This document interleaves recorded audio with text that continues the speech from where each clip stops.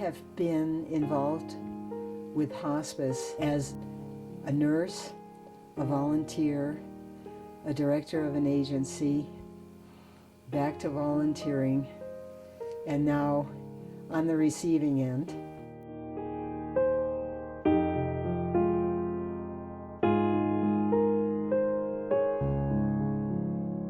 I used to be really fearful of being around patients who were dying, even though I had lots of nursing experience.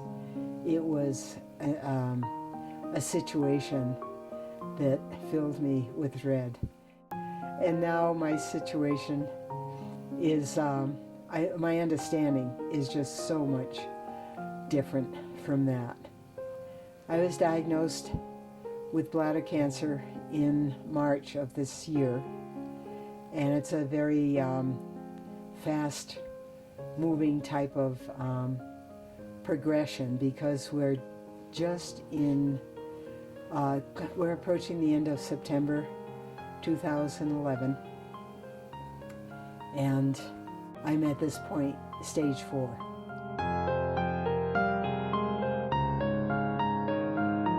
However, because I know the system, and this is something I hope people will really take to heart, as soon as I knew the results of the last CAT scans, which showed that I had spread of the disease to my lungs, and by the way, I'm not experiencing any great discomfort from that. From the moment that I knew that that was in the diagnosis, I chose not to participate in the chemotherapy that was offered to me, which would only prolong my life by a few months. It was not a cure. And I decided to do the hospice route, and I signed up right away because I know what a benefit hospice can be to the patient and to the family who agree to take part in it. A big thing that it does is it puts the patient back in control of their own life.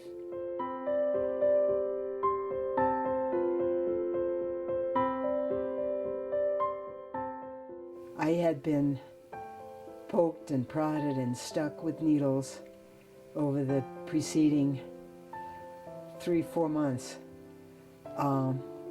that I really was very eager to put an end to it.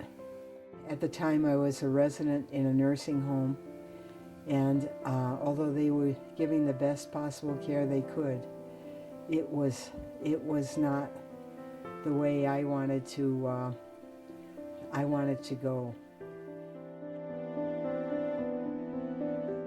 Being at home has made a huge difference.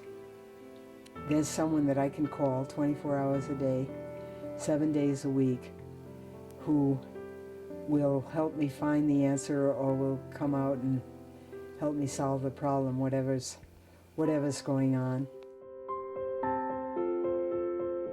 If you're considering hospice for a family member, or even if you're just a friend, suggesting to the family of the person who's dying, have you considered hospice?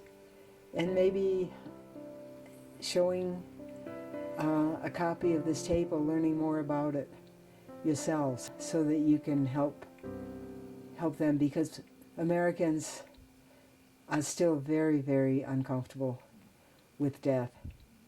And once you get comfortable with it, you just are.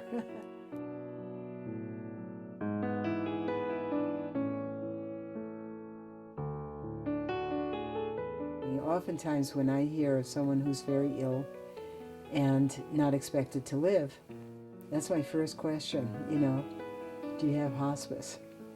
And then the second question, now that I've completed mine, is, do you have a durable power of attorney and a living will, no matter what their age group is?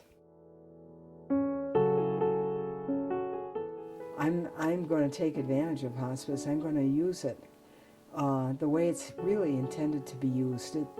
If people would sign up early on, they would see what a support it is and what a help it is um, to themselves, but also to their families and their caregivers. I've seen families just so grateful for the guidance.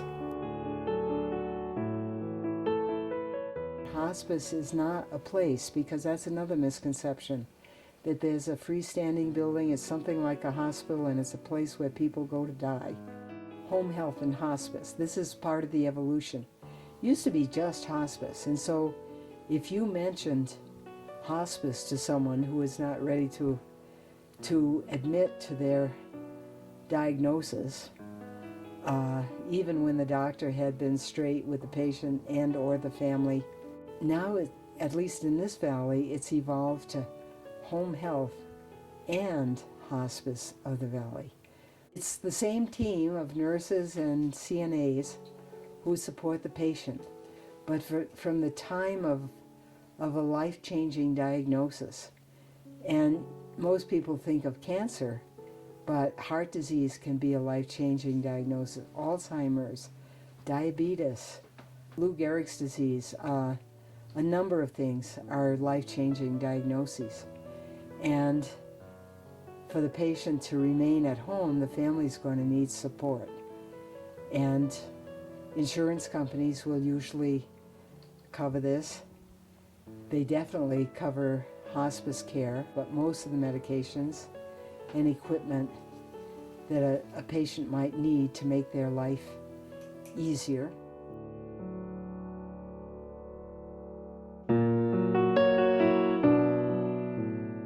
One thing that I do ponder is I wonder how long it's going to last. And I'll bet there isn't a single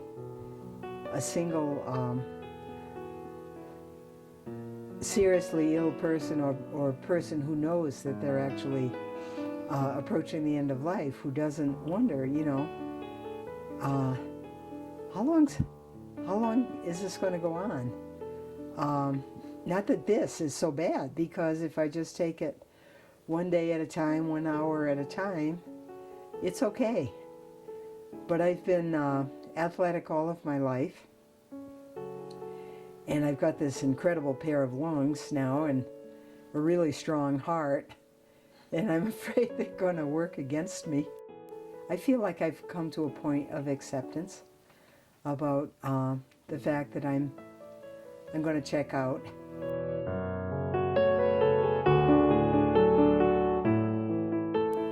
Hospice caregivers and nurses, the nurses specifically, but probably the whole team, the chaplain, the psychologist, the social worker, the CNA,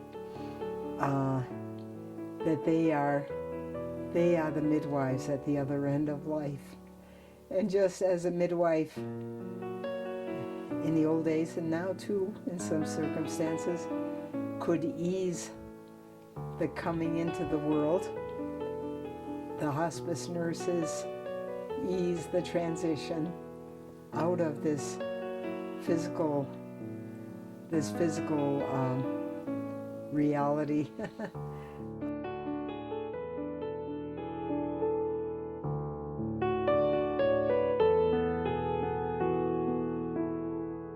There's a wonderful quote from Emerson that I like that says, "I trust the Creator for everything that I have not seen, because of everything that I have seen."